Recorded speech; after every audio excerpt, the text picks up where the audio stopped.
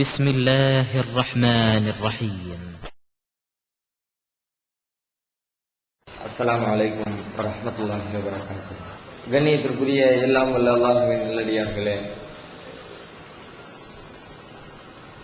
அல்லாஹ்வுடைய மார்க்கத்தினை ஏற்று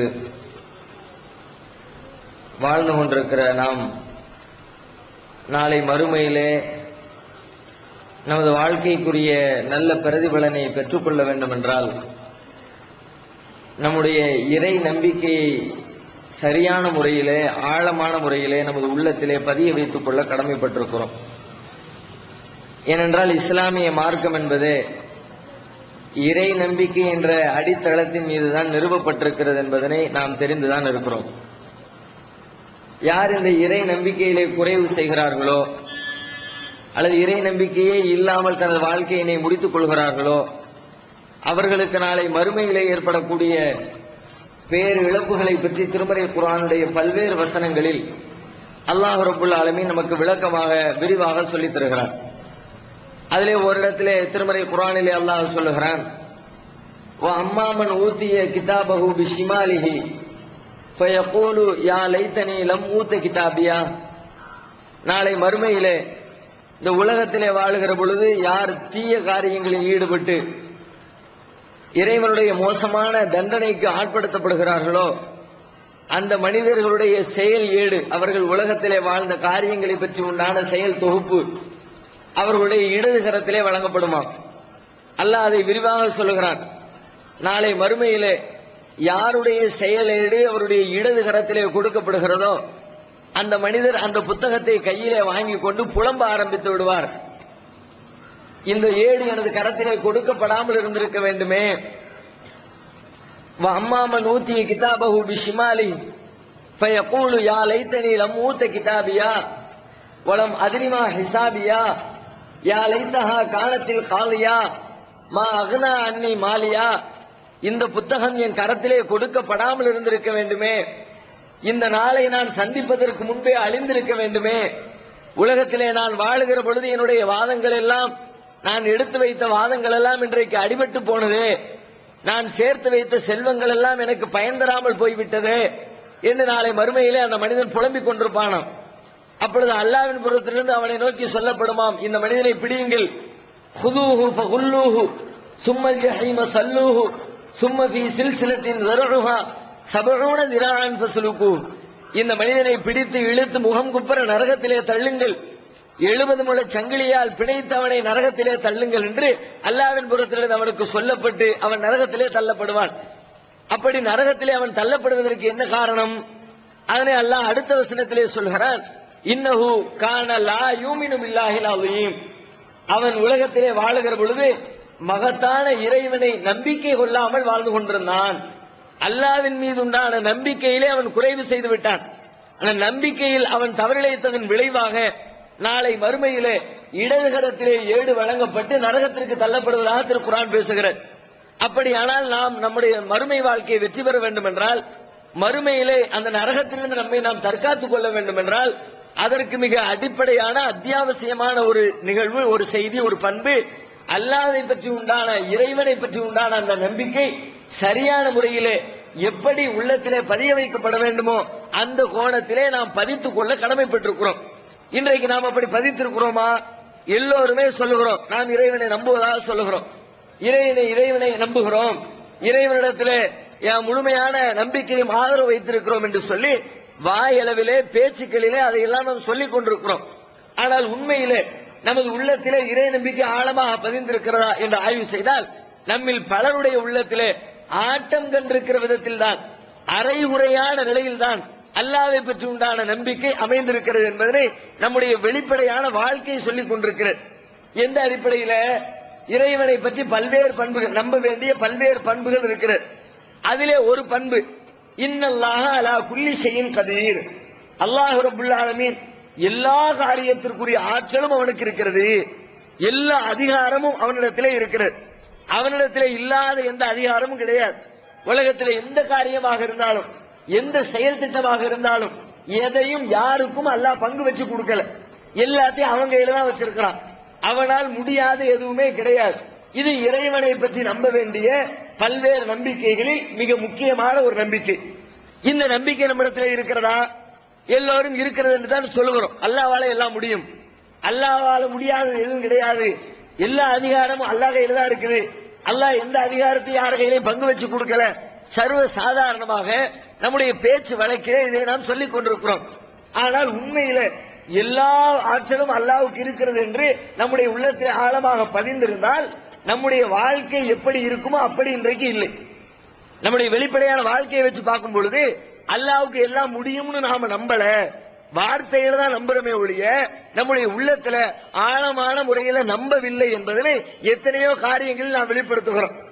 உலக வாழ்க்கையில பல்வேறு செய்திகளை நாம் அனுபவிக்கிறோம்.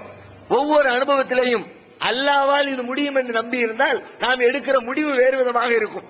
சில நேரங்களில் பாருங்கள், சில மனிதர்கள் சில தவறான தொழில்களை தேர்வு செய்து வைத்துக் கொண்டு ஹராமான அடிப்படையில் இறைவன் தடுத்திருக்கிற பொருளாதாரத்தை திரட்டுவதற்கு அல்லாஹ் தடை செய்திருக்கிற வழிமுறைகளை கையிலே வைத்துக் கொண்டு எனக்கு இதை விட்டால் வேறு வழி இல்லை என்று சில பேர் புலம்புகிறார்கள்.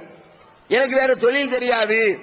ஒருத்தர் வங்கியில வேலை செய்கிறார், முழுக்க முழுக்க வட்டி கணக்கு தான் எழுத வேண்டிய சூழல் இருக்கிறது. வட்டி கணக்கு அல்லாஹ்வுடைய பார்வையிலே மிகப்பெரிய குற்றம். நாளை மறுமையிலே நிரந்தர நரக படுகொலியிலே தள்ளக்கூடிய பெரும் பாவம் என்று தெரிந்திருந்தாலும் அதிலிருந்து அவர்கள் விலக நினைத்தாலும் அதிலிருந்து விலகி வாருங்கள் என்று சொன்னால் பல பேர் சொல்லக்கூடிய பதில் என்ன? எனக்கு வேற எதுவுமே தெரியாதுங்க. இது மாதிரி எத்தனையோ வியாபாரம் செய்யறவங்க, பீடி சிகரெட் வச்சு கடை வச்சு விற்பனை செய்யக்கூடியவங்க, எங்க ஏரியாவில் இதுதாங்க வியாபாரம், இதை விட்டா எனக்கு வேற வியாபாரம் கிடையாது, நானே பெட்டி கடை தான் வச்சிருக்கிறேன், 5000 ரூபாய் தான் முதலீடு, இந்த 5000 ரூபாய் முதலீட்டுல நான் சம்பாதிக்கணும்னா இந்த பான் பாராக்கு வித்தா தான் என்னால சம்பாதிக்க முடியும், இந்த பீடி சிகரெட்டை வித்தா தான் என்னால சம்பாதிக்க முடியும், இந்த போதைப் பொருட்களை வித்தா தான் என்னால சம்பாதிக்க முடியும், எனக்கு வேற வழி இல்ல, என்னால சம்பாத்தியம் பண்ண முடியாது, எனவே இதன் மீது இந்த வியாபாரங்களை எல்லாம் நான் செய்கிறேன் என்று சொல்லி இறைவன் தடுத்திருக்கிற வழிமுறைகளில் பொருளீட்டுவதை பார்க்கிறோம். உண்மையில அல்லாஹ்வால் எல்லாம் முடியும் என்ற நம்பிக்கை ஒருவருடைய உள்ளத்திலே இருந்திருந்தால் இப்படி சொல்வாரா? ஹராமான வழியிலே இருக்கிற ஒரு காரியத்தை செய்துவிட்டு எனக்கு வேற வழி இல்ல, எனக்கு வேற தொழில் தெரியாது, எனக்கு வேற எந்த அறிவு ஞானமும் கிடையாது, ஆகையினால் இதை செய்கிறேன், இதுதான் எனக்கு பொருளாதாரத்துக்கு வழின்னு சொல்வாரா? அல்லாஹ் இதை செய்யக்கூடாதுன்னு சொல்லிவிட்டான், அல்லாஹ்வுக்காண்டி நான் தூக்கி எறிகிறேன், அந்த ரப்பு இந்த தொழிலை விட சிறந்த ஒரு தொழிலை எனக்கு தருவான் என்று நம்ப வேண்டுமா இல்லையா? நாம நம்புகிறோம். நம்முடைய உள்ளத்தில் அப்படி ஒரு நம்பிக்கை இருக்கிறதா? பலருடைய உள்ளத்தில் இல்ல. அதனால தான் ஒரு குறிப்பிட்ட தவறுகளை திரும்ப திரும்ப தொடர்ந்து அதிலேயே நிலைத்து நீடித்து அந்த தவறுகளை செய்து கொண்டிருப்பதை பார்க்கிறோம். அல்லாஹ் ரப்பல் ஆலமீன் திருமறை குர்ஆனில் பல்வேறு வரலாற்று நாயகர்களுடைய சரித்திர குறிப்புகளை சொல்லி காட்டுகிறார். அந்த சரித்திர குறிப்புகளிலிருந்து நமக்கு சொல்லித் தரக்கூடிய பாடம் என்னவென்று சொன்னால், அல்லாஹ்வை எப்படி நம்ப வேண்டும் என்றால், உலகத்திலே காரண காரியங்களோடு ஒரு விஷயத்தை நம்புவதை போன்று நீங்கள் இறைவன் மீது நம்பிக்கை வைக்க கூடாது. அல்லாஹ்வை எப்படி நம்பணும்னா, மனிதனால் உன்னுடைய சக்தியை கொண்டு உன்னுடைய அறிவை கொண்டு யோசிச்சு பார்த்தா இதுதான் முடியும், இதுதான் சாத்தியம், இப்படித்தான் நடக்க முடியும் என்று நாம நம்புறோமே, அந்த இடத்துல அல்லாஹ் வச்சு நம்ப கூடாது. உன் அறிவு சில விஷயங்கள்ல இது சாத்தியம் இல்லை என்று சொல்லும்.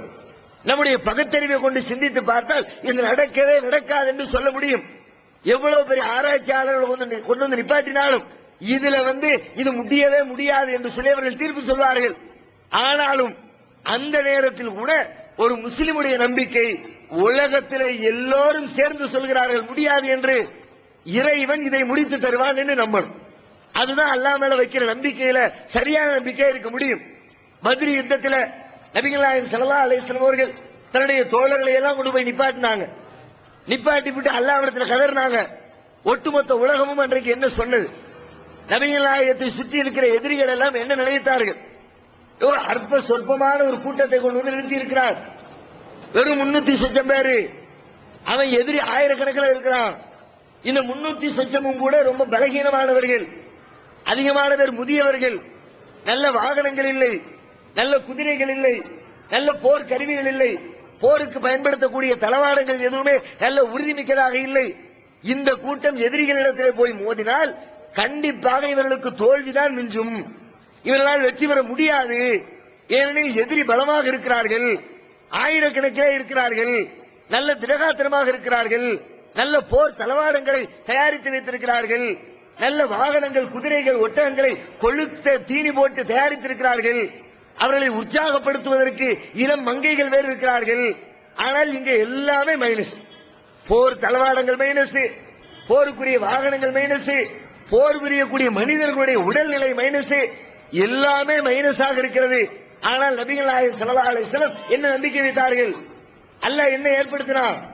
உலகம் சொல்லிச்சு, அறிவு சொல்லிச்சு, தோல்விதான் இங்கே முடிவு என்று. இறைவன் தோல்வி ஏற்படுத்தினா வெற்றி ஏற்படுத்தினானா? உலகமே அதிசயிக்க தகுந்த விதத்தில் அல்லாஹ் ஒரு மாபெரும் வெற்றியை கொடுத்தானே. எதனால் கொடுத்தான்? அந்த வெற்றி எப்படி கிடைத்தது? நபிகள் நாயகம் ஸல்லல்லாஹு அலைஹி வஸல்லம் அவர்களும் அவர்களோடு இருந்த இந்த இஸ்லாத்தை ஏற்றிருந்த சத்திய சஹாபாக்களும் அல்லாஹ்வின் மீது வைத்திருந்த நம்பிக்கைக்கு இறைவன் கொடுத்த மதிப்பு இல்லையா? நம்முடைய வாழ்க்கையில் இப்படி நாம் நம்புகிறோமா? நடக்க முடியாது என்று நம்பக்கூடிய ஒரு காரியத்தை கூட என் இறைவன் முடித்து தருவான் என்று அல்லாஹ்விடத்தில் கோரிக்கை வச்சிருக்கிறோமா? எத்தனையோ தடவைகள் அல்லாஹ்விடத்தில் பிரார்த்தனை செய்கிறோம், துஆ செய்கிறோம், நம்முடைய தேவைகளுக்காண்டி கோரிக்கை வைக்கிறோம். கோரிக்கை வைக்கக்கூடிய நாம எப்படி வைக்கிறோம்? நம்முடைய அறிவுக்கு தகுந்த மாதிரி தான் வைக்கிறோம், நம்முடைய திறமைக்கு தகுந்த மாதிரி தான் வைக்கிறோம், நம்முடைய தேவைக்கு தகுந்த மாதிரி தான் வைக்கிறோம். எல்லை கடந்து அல்லாஹ்வுடைய ஆற்றலை வெளிப்படுத்துகிற விதத்தில் நம்பிக்கை வச்சிருக்கிறோமா? இப்ப சாதாரணமா எல்லா மனிதனுடைய உள்ளத்திலையும் எல்லா முஸ்லீம்களுடைய உள்ளத்திலையும் இருக்கிற ஒரு சாதாரண செய்தி, நம்முடைய குழந்தைகளை கொண்டு போய் பள்ளிக்கூடத்தில் சேர்க்க விரும்புகிறோம். பிள்ளை நல்லா படிச்சு பெரிய ஆளா வரணும்னு. அப்படி பள்ளிக்கூடத்தில் சேர்க்க விரும்புகிற பொழுது நம்மை சுற்றிலும் இருக்கக்கூடிய பெரும்பாலான பள்ளிக்கூடங்களை எடுத்து பாருங்கள்.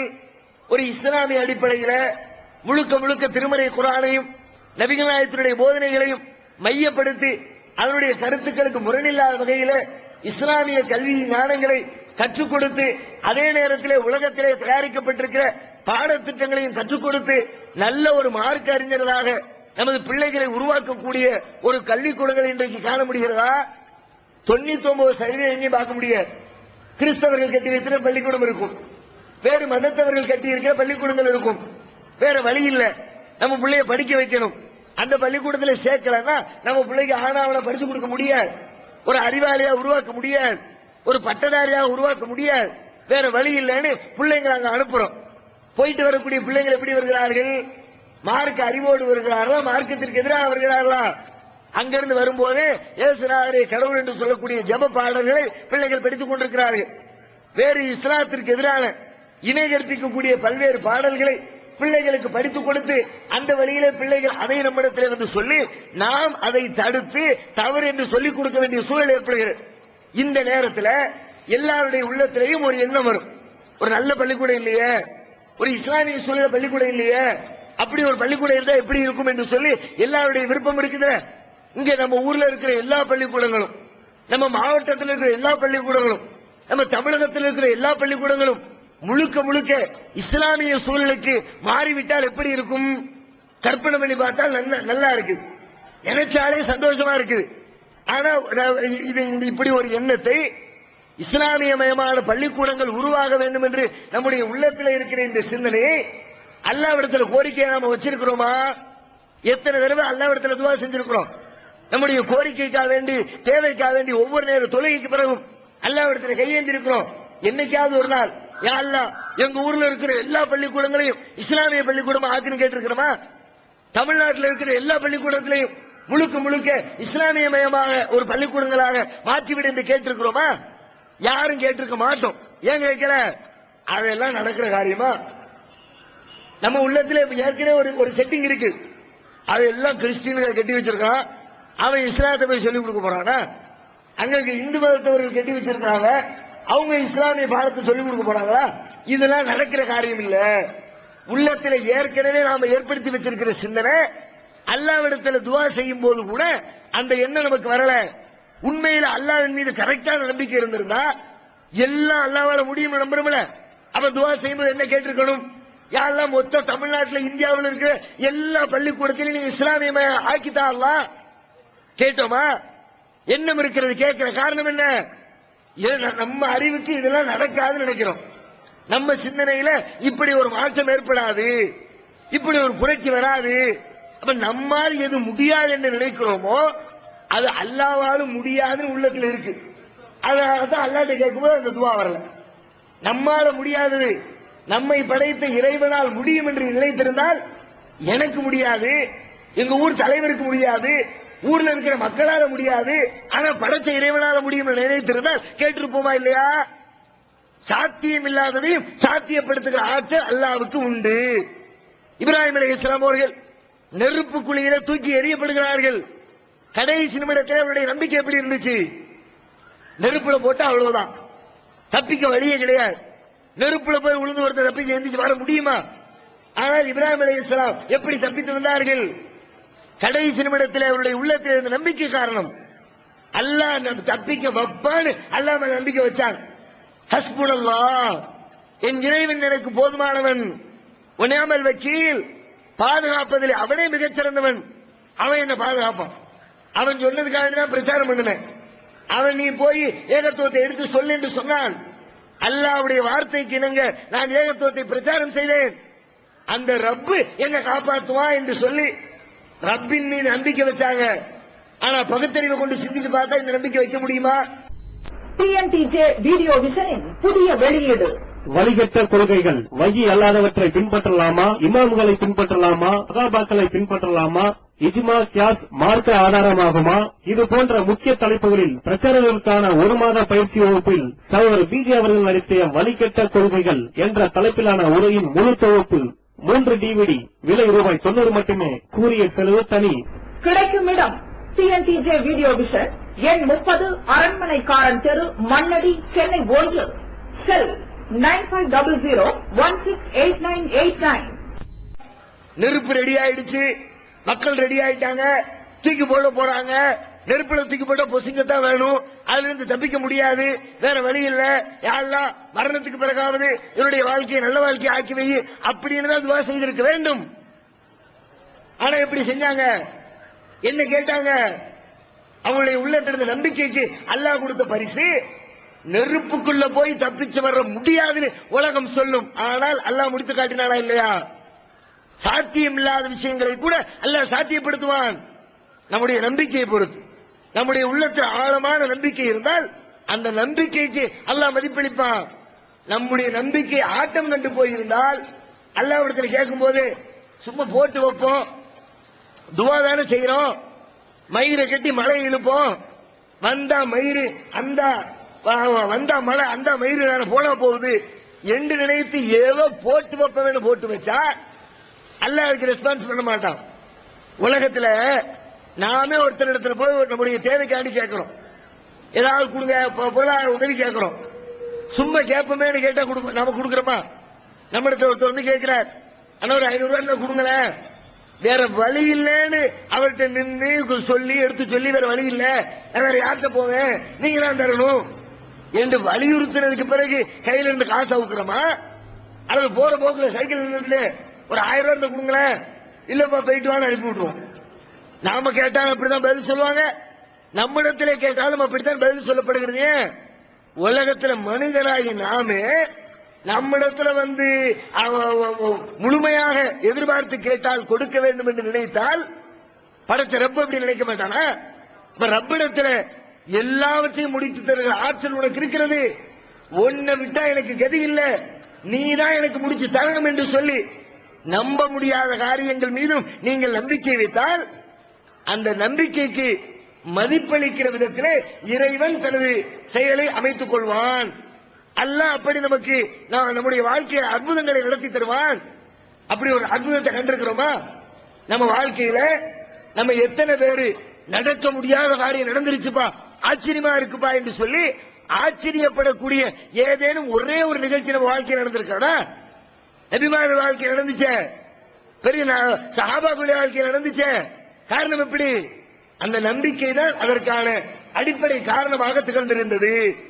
ரசூலுல்லாஹ் தேடிக்கிட்டு வர்றாங்க, மக்காவில இருந்து புறப்பட்டுட்டாங்க, சவுர் கோயில வந்து தங்கிட்டாங்க. எதிரிகள் தேடிக்கிட்டு துரத்திக்கிட்டு வர்றாங்க. எதிரி துரத்திட்டு வந்து என்ன பண்றாங்க? துரத்தி கொண்டு வரக்கூடிய எதிரிகள் ஒரு குறிப்பிட்ட இடத்துல வந்து நின்றா, இங்கதான் இருக்கணும், இதை தாண்டி போயிருக்க வாய்ப்பில்லை, இதோட முடிஞ்சு போச்சு என்று சொல்லி ஒரு குறிப்பிட்ட எல்லையில வந்து நின்று கொண்டு தேடுகிறாங்க. சாதாரண மனித அறிவை கொண்டு சிந்தித்து பாருங்கள். ஒருத்தர் துரத்திட்டு வர்றாரு, வர்றவர் ஒரு வீட்டுக்குள்ள நுழைகிறாரு, துரத்திட்டு வந்தவர் என்ன பண்றாரு? இந்த வீட்டுக்குள்ளதான் இப்ப இருக்கிறாரு, வேற எங்கேயும் போகல. இதை தாண்டி இவர் போயிருக்க வாய்ப்பில்லைன்னு முடிவு செய்து விட்டால் துரத்தி கொண்டு வந்தவர் என்ன செய்வார்? அந்த வீட்டை சல்லடை போட்டு தேடுவாரா இல்லையா? எங்க எங்க கிடக்குது, அலமாரில திறந்து பாரு, பீரோல திறந்து பாரு, கட்டில் கீழே பாரு, பாத்ரூம் கதவு திறந்து பாரு, இங்கதான் இருக்கிறாரு, எங்க இருக்கிறாரு சல்லடை போட்டு தேடுவான்ல. நபிகளா ஸல்லல்லாஹு அலைஹி வஸல்லம் துரத்தி வர்றாங்க, ஒரு குறிப்பிட்ட இடத்துக்கு வந்துட்டாங்க, அங்கதான் ரசூலுல்லாஹ் இருக்கிறாங்க, அபூபக்கர் சித்திக் அங்கதான் இருக்கிறாங்க. கீழ இருந்து அபூபக்கர் சொல்றாங்க, அல்லாஹ்வுடைய தூதரே வந்துட்டாங்க. கீழ இருந்து பார்த்தா காலு தெரியுது, மேல இருக்கிறவன் கொஞ்சம் குனிஞ்சா போதும், தலையை கொஞ்சம் குனிஞ்சாலே கீழே இருக்க ஆளை கண்டுபிடிச்சிடலாம். ஆனா தலை குனிஞ்சுதா? அறிவுபூர்வமா சொன்னா தலை குனியணும். இங்கதான் இருக்க முடிவு பண்ணிவிட்டான், அங்க இருக்கான பாரு, இங்க இருக்கான பாரு, பாறைக்கு கீழே பாரு, பாறைக்கு பின்னாடி பாரு, சொல்லி இருக்கணுமா இல்லையா? நடந்துச்சா? அது உங்க அறிவு சொல்ல அது நடக்கணும்னு. ஆனா அல்லாஹ் நடத்தி காட்டினானா? அபூபக்கர் சித்திக் கவலையோடு கேட்கிறாங்க, அல்லாஹ்வுடைய தூதரே வந்துட்டாங்களே, மாட்டிக்கிட்டமே, என்ன பண்றது? ரசூலுல்லாஹ் சொன்ன பதில் என்ன? லா தஹ்சன் இன்னல்லாஹ் மானா. அபூபக்கரை கவலைப்படாதீர்கள், அல்லாஹ் நம்மோடு இருக்கிறான். அவன் தான் நம்மளை கிளம்பி போக சொன்னான், அவன் தானே ஹிஜ்ரத் பண்ணுன்னு சொன்னான், அவன் பேச்ச கேட்டு தானே வந்திருக்கிறோம், அந்த அல்லாஹ் காப்பாத்துவான் அப்படின்னு அல்லாஹ் மேல அசைக்க முடியாத நம்பிக்கை. அந்த இடத்துல அப்படி நம்பிக்கை வைக்கவே முடியாது. வந்துட்டா மாட்டிக்க முடிஞ்சு போச்சு. அப்படிப்பட்ட நேரத்தில் நம்ப முடியாத ஒரு காரியத்தின் மீது நபிகளாக நம்பிக்கை வைக்கிறார்கள். என்ன நடந்துச்சு? அல்லாஹ் அந்த நம்பிக்கைக்கு மதிப்பளிக்கிறான். எப்படி? நபிகள் நாயகம் ஸல்லல்லாஹு அலைஹி வஸல்லம் அவர்கள் பிற்காலத்திலே சொல்கிறார்கள், அந்த நேரத்தில் அந்த எதிரிகளுடைய முகத்தை மலக்குமார்களை விட்டு அல்லாஹ் வேறு புறத்திலே திரும்ப செய்து கொண்டிருந்தான். ரசூலுல்லாஹ் சொல்றாங்க, அவன் இந்த பக்கம் பார்க்க விடாம அவன் முகத்தை மலக்க கொண்டு அல்லாஹ் திருப்பினான். இந்த பக்கம் திரும்ப, அந்த பக்கம் திரும்ப. ஏன் அல்லாஹ் அப்படி செய்யணும்? நபிகள் நாயகத்தினுடைய நம்பிக்கைக்கு இறைவன் கொடுத்த பரிசா இல்லையா? ஜக்கரியா அலைஹிஸ்ஸலாத்துடைய வாழ்க்கை பார்க்கிறோம். அவங்களுக்கு பிள்ளை இல்ல, பிள்ளைக்காண்டி அல்லாஹ் இடத்துல துஆ செய்றாங்க. எந்த அளவுக்கு துஆ செய்றாங்க? ரப்பி இன்னி வஹனல் அல்மு மின்னி, இறைவா என்னுடைய எலும்பெல்லாம் பலகீனம் அடைந்து விட்டது, வஸ்தால ரவுஸ் செய்பா, என் தலை முடியும் நரைத்து விட்டது, என்னுடைய மனைவியும் மலடியாக இருக்கிறாள். பிள்ளைய கேட்கறதுக்கு துஆ செய்யறாங்க. ஒண்ணு ஏழல, எலும்பு பலகீனம், தலைமுடி நரைச்சு போச்சு, மனைவிக்கும் பிள்ளை வரக்கூடிய ஆற்றல் இல்ல, எல்லாம் அந்த மாதவிடாய் மென்சஸ் எல்லாம் நின்னு போச்சு. நின்னு போச்சுன்னா உலகம் என்ன சொல்லும்? இந்த ரிப்போர்ட்டை வச்சு ஒருவரிடத்தில் பேசினால் அது யாரா இருக்கட்டும், எவ்வளவு பெரிய டாக்டரா இருக்கட்டும், என்ன சொல்லுவாங்க? முடிஞ்சு போச்சு, குழந்தை பிறப்பதற்குரிய எந்த வாய்ப்பும் இல்லை. அப்ப என்ன கேட்டிருக்கணும் ஜக்கரியா அலைஹிஸ்ஸலாம்? யா அல்லாஹ், குழந்தை பெற வாய்ப்பு இல்ல, எல்லா விதமா பலகீனமாயி போச்சு, அதனால என்ன படுக்கையில போட்டுறாத, புள்ள இல்ல, வாரிசு இல்ல, என்ன பாக்குறதுக்கு ஆள் இல்ல, நல்ல திடகாத்திரமா நான் நடந்து கொண்டிருக்கும் பொழுது என் உசுரை கைப்பற்றின்னு கேட்டா அது நியாயம். ஆனா ஜக்கரியா அலைஹிஸ்ஸலாம் என்ன கேட்டாங்க? வலம் அகும் பிதுஆஇக ரப்பி ஷக்கியா, இறைவா உலகத்தின் அடிப்படையிலே சிந்தித்தால், என்னுடைய பகுத்தறிவை கொண்டு சிந்தித்தால், என்னுடைய உடல் அமைப்பை கொண்டு சிந்தித்தால், என்னுடைய மனைவியின் உடலுடைய தரத்தை கொண்டு சிந்தித்தால், உலகத்தை கொண்டு சிந்தித்தால் எனக்கு பிள்ளை பெறுவதற்கு வாய்ப்பில்லை. ஆனாலும் உன்னிடத்திலே கேட்கிறேன், எனக்கு ஒரு பிள்ளையை தா. ஒன்றை நான் பிள்ளை கேட்காம இருக்க மாட்டேன், எனக்கு பிள்ளையை தா. எப்படி கேட்காங்க? புள்ள பிறக்க முடியாது, உலகத்தில் தீர்ப்பு சொல்லியாச்சு. உலகம் தான் தீர்ப்பு சொல்லிச்சு, உலகத்தில் இருக்கிற மனிதர்கள் தான் தீர்ப்பு சொன்னாங்க. உலகத்தில் யாராலும் முடியாது, அது எனக்கே நல்லா தெரியுது. ஆனா உலகத்தில் கேட்கலையே, உலகத்தில் உள்ள மனிதர்களை கேட்கலையே, உலகத்தில் இருக்க மருத்துவத்தை கேட்கலையே, எல்லாவற்றையும் முடித்து வைக்கிற ஆற்றல் படைத்த அல்லாஹ்வே உன்னிடத்தில் நான் கேட்கிறேன். அல்லாஹ்விடத்து உனக்கு முடியும், உலகத்தில் கேட்கலாம். எல்லாவற்றையும் முடித்து வைக்கிற ஆற்றல் படைத்து நீ எனக்கு பிள்ளையத்தா. அல்லாஹ் பரிசு கொடுத்தாங்களா இல்லையா? உலகம் முடியாதுன்னு பிள்ளை பெற்றெடுத்தாங்களா இல்லையா? குழந்தைகளுக்கு கிடைச்சிட்டா இல்லையா? எப்படி கிடைச்சிச்சு? அல்லாஹ்வின் மீது அவர்கள் வைத்த அந்த அசைக்க முடியாத நம்பிக்கைக்கு இறைவன் கொடுத்த மதிப்பு. நம்ம வாழ்க்கையில அப்படி நம்பணும். எதை நம்மளால் முடியாது என்று நினைக்கிறோமோ, இறைவா நீ முடித்துட்டா, உன்னால் முடித்து தர முடியும். ஒரு பள்ளிவாசல் இறந்து நிற்கிறோம், கிடைக்காது, பல்வேறு காரண காரியத்தோடு முட்டி மோதி கொண்டிருக்கிறோம், அதுக்கான பல வேலைகளை செய்து கொண்டிருக்கிறோம். என்ன நிலைமை? அங்கிட்டு பார்த்தா இங்கிட்டு பார்த்தா எங்கிட்டு பார்த்தாலும் வேற வேற ஆட்கள் உட்கார்ந்து இருக்கிறான், நிறைய காசு பணத்தை அள்ளி போட்டு செலவு பண்றான், நம்மளை குழப்புறதுக்கு முடிக்கிறதுக்கு எல்லா வேலையும் நடக்குது.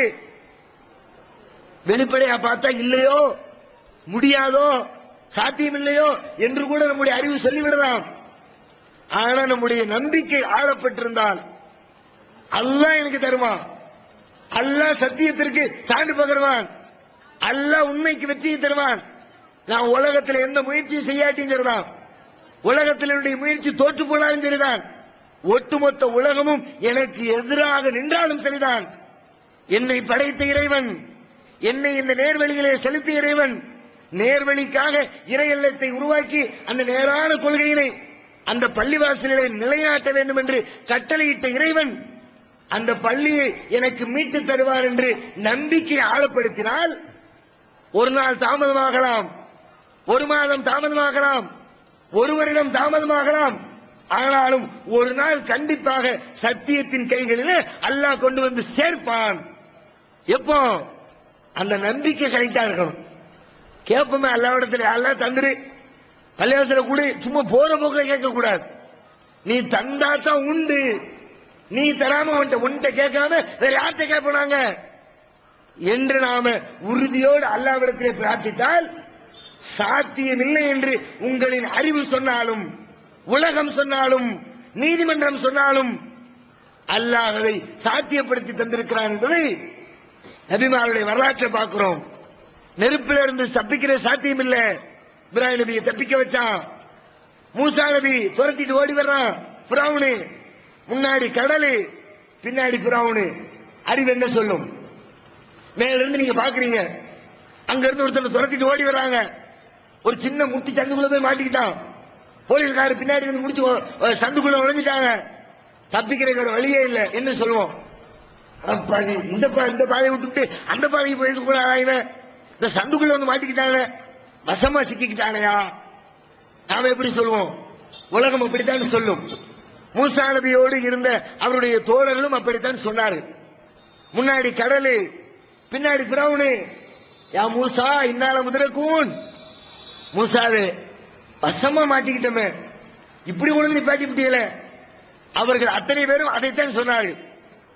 ஆனா என்ன நடந்துச்சு? மாட்டிக்கிட்டாங்களா? அறிவை கொண்டு சிந்திச்சா தப்பிக்க வெளியே, முன்னாடி போனாலும் சாவு, பின்னாடி போனாலும் சாவு. தப்பிக்க வச்சானா இல்லையா? அறிவை கொண்டு சிந்திச்சு பார்த்தா நடக்குமா? கடல் பிளக்குமா? கடல் வெளிவிடுமா? கற்பனை கூட பண்ணி பார்க்க முடியாது. ஆனால் கடலை பிளக்க வைத்து மூசா நபி அல்லாஹ் காப்பாற்றினான். எப்படி? மூசா நபியுடைய உள்ளத்தில் இருந்த உறுதி, இன்னமாய ரப்பி செய்து, என் இறைவன் என்னோடு இருக்கிறான், அவன் எனக்கு வழிகாட்டுவான். உலகத்தில் வழி அடைக்கப்பட்டுருச்சு, இது நானா எடுத்த முடிவில்லை, நானா ஓடி வரல, அவன் தான் ஓட சொன்னான், அவன் தான் புறப்பட சொன்னான், அவன் சொன்ன வார்த்தைக்கு கட்டுப்பட்டோம், அவன் நம்மளை காப்பாற்றுவான் என்று மூசா நபி வைத்த நம்பிக்கைக்கு அல்லாஹ் கொடுத்த பரிசு என்ன? அப்படியே நம்ப முடியாத அளவிற்கு கடல் பிளந்து வழி கொடுத்து அந்த வழியிலே அவர்கள் தப்பி சென்று யார் ஆதிக்கம் செலுத்துவார்களோ அவர்கள் அழிந்து போனார்கள், யார் பாதிக்கப்படுவார் என்று நினைத்தோமோ அவர்கள் தப்பித்து விட்டார்கள் என்ற ஒரு வரலாற்றை அல்லாஹ் நடத்தினார். எப்படி? நம்பிக்கை தான். அப்ப அல்லாஹ் மேல நாம நம்புறோம்னா அப்படி நம்பணும். எல்லாத்தையும் செய்வான் அல்லாஹ், எல்லாரும் எல்லா காரியத்துக்கும் அல்லாஹ் எடுத்து ஆற்றல் இருக்கிறது. இன்னல்லாஹ அலா குல்லி ஷைஇன் கதீர், எல்லா காரியத்தின் மீதும் அல்லாஹ்வுக்கு அதிகாரமும் ஆற்றலும் இருக்கிறது என்பதை அசைக்க முடியாத அளவிலே நமது உள்ளத்திலே இருத்திக் கொண்டால் நாம அல்லாஹ்விடத்தில் கேட்கிற பிரார்த்தனைகளும் வைக்கிற நம்பிக்கைகளும் அப்படியே தலைகீழாக மாறி போகும். நம்முடைய வாழ்க்கையிலும் நபிமார்களுடைய வாழ்க்கையிலே கண்ட அற்புதங்களை போன்று நாமும் ஒரு வாழ்க்கையிலே அற்புதங்களை காண ஆரம்பிப்போம். இன்னைக்கு சாதாரணமா பாருங்க, ஒருத்தர் திருமணமாகி ஒரு 3 வருஷம் ஆயிடுச்சு, குழந்தை இல்லை, என்ன செய்வாங்க? குழந்தைக்காண்டி துவா செய்வாரு, அதை பெறுவதற்கான வழிமுறைகள் பல வழிகளை கையாளுவாரு. மருத்துவத்தில் எதுவும் கோளாறு இருக்கான்னு சொல்லிட்டு அதை தேடி போவாரு. வருஷம் 5 வருஷம் ஆச்சு, 7 வருஷம் ஆச்சு, 10 வருஷம் ஆச்சு, வயசு 30 ஆச்சு, 40 ஆச்சு, 50 ஆச்சு, பல வழிகளில் முயற்சி பண்ணுவாங்க. ஒரு 85 வயசு ஆயிடுச்சு, 90 வயசு ஆயிடுச்சு. 40 வயசுல குழந்தைக்காக வேண்டி முயற்சி எடுத்தது மாதிரி ஒருத்தர் முயற்சி எடுப்பாரா? யாரும் எடுக்கிறார்களா? ஒரு 75 வயசு பெரியவர் போறார், கையில ஒரு ஃபைல கொண்டு போறார். கேட்கிறீ அவர்கிட்ட, என்ன நன்னா எங்க போயிட்டு வர்றீங்க? அந்த அப்பா மெடிக்கல் ட்ரீட்மெண்ட் எடுத்துட்டு வர்றேன் பிள்ளைக்கு அப்படின்னு ஒருத்தர் சொன்னா அந்த நன்னாவை பார்த்து நாம என்ன நினைப்போம்? அல்லது அந்த நன்னா அவர் தான் பெரியவர் தான் என்ன நினைப்பாரு? நாம என்ன சொல்லுவோம்? பத்தியா பெருசுக்கு பத்தி ஆசையை பத்தியா, வீடு போகுது, காடு வாங்குது, வயசு 80 ஆச்சு, இப்ப பிள்ளைக்காக வேண்டி டெஸ்ட் எடுத்துட்டு வந்தாராம். நாமும் அதை ஜீரணிக்க மறுக்கிறோம். உலகத்துல யாரும் அப்படி செய்யவும் இல்லை. காரணம் என்ன? 80 வயசு ஆயிடுச்சு, இனிமே புள்ள பிறக்குமா, இனிமே சாத்தியமா, அது வாய்ப்பே இல்லை என்று சொல்லி 50 வயசுல டாக்டருக்கும் கிளினிக்கும் வீட்டுக்கும் அலைஞ்சவர், அதுக்காக வேண்டி செலவு பண்ணவர் 80 வயசுல செலவு பண்றது இல்ல. காரணம் முடியாது, சாத்தியம் இல்லை. அதையத்தான் அல்லாஹ்விடத்திலே வைக்கிறார். மருத்துவரிடத்தில் எப்படி நம்பிக்கை இழக்கிறாரோ அதே போன்று 80 வயது முதியவர் ஒருவர் அல்லாஹ் எனக்கு பிள்ளையத்தான் கேட்டிருப்பாரா? கேட்கறது இல்ல. காரணம் அல்லாஹ் மேல சரியான முறையில் நம்பிக்கை இல்லை. இப்படி நம்முடைய வாழ்க்கையிலே பல்வேறு கட்டங்களில், நம்முடைய வியாபாரத்தில், நம்முடைய பொருளாதாரத்தில், நம்முடைய குடும்ப வாழ்க்கையில பல்வேறு விஷயங்களில் அல்லாஹ்வை நம்ப வேண்டிய விதத்தில் சரியான முறையில் உறுதிப்பாட்டோடு நம்பி இருந்தால் நம்முடைய வாழ்க்கையில் பல்வேறு அற்புதங்களை இறைவன் நிகழ்த்தி காட்டி நமக்கு இறைவன் உதவி செய்திருப்பான். அந்த நம்பிக்கை ஆட்டம் கொண்டிருக்கிறது. அதனை சரி செய்து கொண்டால்தான் இந்த உலகத்திலேயும் இறைவனின் உதவிகளை பெற்றுக்கொள்ள முடியும், நாளை மறுமையிலேயும் இறைவனின் உதவிகளை பெற்றுக்கொள்ள முடியும். அல்லாஹ் ரப்பல் ஆலமீன் அப்படி நல்ல உறுதிப்பாடோடு வாழுகிற மக்களாக நம் அனைவரையும் ஆக்கி அருள் புரிவானாக.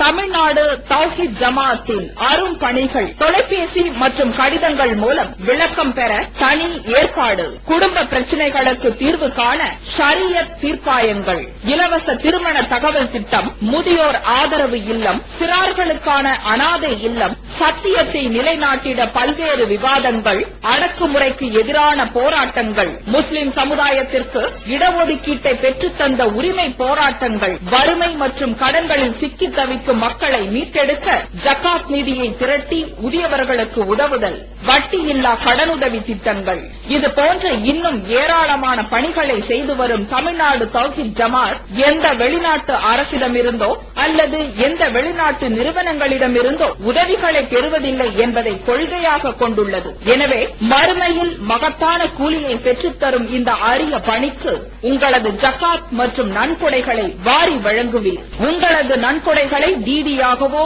செக்காகவோ மணி ஆர்டராகவோ அனுப்பலாம். டிடி அனுப்புபவர்கள் தமிழ்நாடு தௌஹீத் ஜமாத் வங்கி கணக்கு எண் 7882748227 இந்தியன் வங்கி மண்ணடி கிளை என்ற பெயரில் எடுத்து அனுப்ப வேண்டிய முகவரி தமிழ்நாடு தௌஹீத் ஜமாத் மாநில தலைமையகம் 30 அரண்மனைக்காரன் தெரு, மண்ணடி, சென்னை 1. போன் 044252152226. Allah